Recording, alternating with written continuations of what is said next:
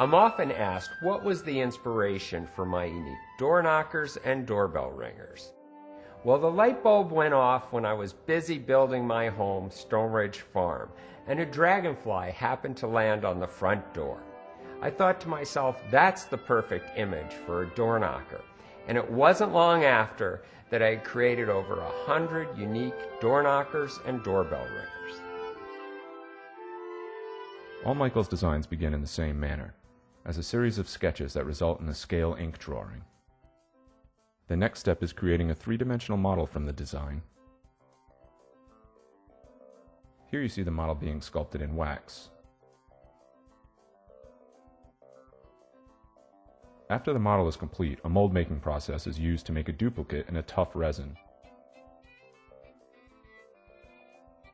All this effort results in a finished foundry pattern that is ready to go into the sand. Here at Healy Artistic Decorative Hardware, we use the age-old art of sand casting. Sand casting uses extremely fine sands that, when dampened, form the molds that will receive the molten metal. First, the sand is carefully sifted over the foundry pattern. Then it is tightly packed to form a mold. A great example of the craftsmanship that goes into sand casting is on display in the delicate act of removing the pattern from the mold. This leaves an impression of the model in the sand. Once the mold is closed, it is ready to receive molten metal. At Healy Artistic Decorative Hardware, we use 3 different alloys. Brass is an alloy of copper and zinc. It is the yellow metal that you're probably accustomed to seeing in hardware. Bronze is an alloy of copper and tin. Its high ratio of copper gives it its inviting red color. Here we see bronze in a polished finish, as well as an oiled bronze finish. Lastly is nickel silver, sometimes called white bronze. It is quite similar to bronze, except that nickel is added to the alloy.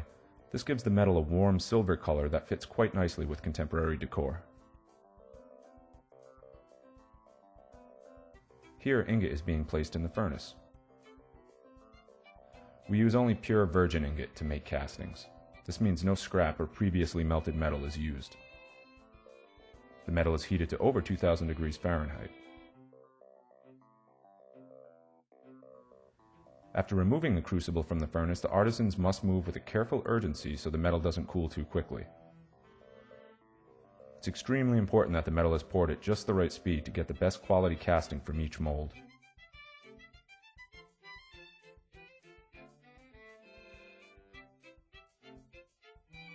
After it's been given some time to cool, the mold is broken open to reveal the now solidified raw casting within. The castings then go through a process of cleaning, cutting, grinding, and sanding in preparation for polishing. Depending on the model and the final finish it will have, it may go through a process of oxidation baths prior to polishing.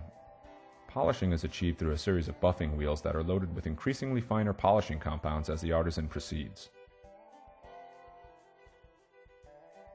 Finally, he arrives at the gleaming mirror finish that highlights the beauty of the piece. To protect this beautiful finish, we apply a baked polyurethane gloss clear coat, much like the clear coat on a car.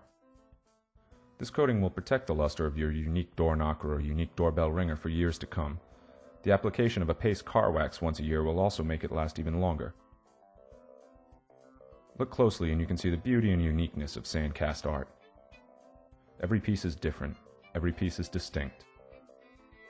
The final touch is Michael's signature, confirming your unique door knocker or doorbell ringer's authenticity and quality craftsmanship.